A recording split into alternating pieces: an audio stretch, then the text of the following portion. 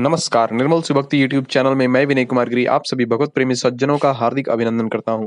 मित्रों, आज की वीडियो में हम लोग दान का उचित पात्र कौन है, इस बात पर चर्चा करने वाले हैं। धर्मशास्त्रों में जो इसकी व्याख्या की गई है, इसी पर चर्चा करेंगे। लेकिन उससे पहले जो लोग निर्मल सुभक्ति यूट्यूब चैनल को पहली बार विजिट कर रहे हैं, उनसे विनम्र प्रार्थना है चैनल को सब्सक्राइब कर लें और बेल आइकन को प्रेस कर लें, ताकि ऐसे ज्ञानवर्धक और आध्यात्मिक वीडियोज के नोटिफिकेशन आप लोगों को मिलती रहे। धन्यवाद मित्रों। आइए देर न करते हुए वीडियो को शुरू करते हैं। दान महान है, किंतु दान देने में भी एक प्रक्रिया है और उस प्रक्रिया के कुछ घटक हैं और उन घटकों के औचित्य पर ही दान का औचित्य निर्भर करता है। इसी प्रकार का एक घटक है दान का सुपात्र कौन। अनेक मनीषियों ने दान को बीज बोने की संज्ञा दी है, लेकिन हम जानते हैं कि बीज चाहे कितना ही अच्छा हो, किंतु बंजर जमीन में बोने पर कुछ फल नहीं देगा। और तो और यदि उस बीज को हम घर की नींव के किनारे ही बो दें, तो वही बीज जब वृक्ष बनेगा तो उसकी जड़ें हमारे घर की नींव को हिला सकती हैं। सार यह है कि बीज कहाँ बोया जाए, दान किसे दिया जाए, इस पर भी विचार करना अत्यंत आवश्यक है। इसी संदर्भ में एक बोध कथा है। एक सेठ जी ने एक साधु महाराज से उपदेश देने का अनुरोध किया, तो साधु महाराज ने अगले दिन उपदेश देने को कहा। अगले दिन साधु महाराज आए और अपना दान पात्र सेठ जी के आगे कर दिया।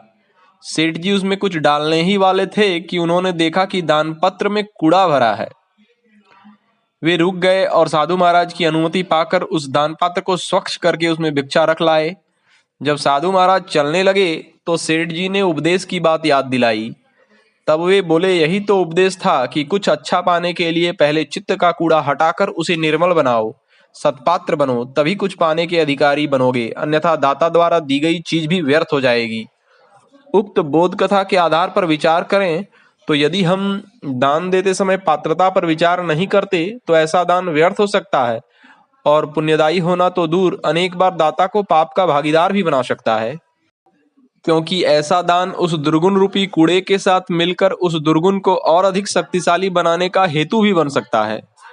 उदाहरण के लिए, यदि किसी शराबी व्यक्ति को हम मात्र उसका उच्च वर्ण देखकर ही दान करें और वह उन दान के पैसों से शराब का सेवन या कोई अन्य कुकर्म करे, तो हम भी उसके पाप में जाने अनजाने भागीदार बन जाएंगे। महाभारत में कहा गया है कि नेकी से कमाए हुए धन के दो दुरुपयोग हैं, एक अयोग्य को दान देना, दूसरा योग्य को न देना।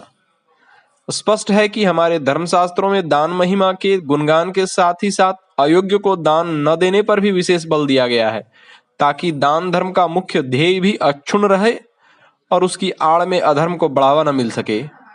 ओम।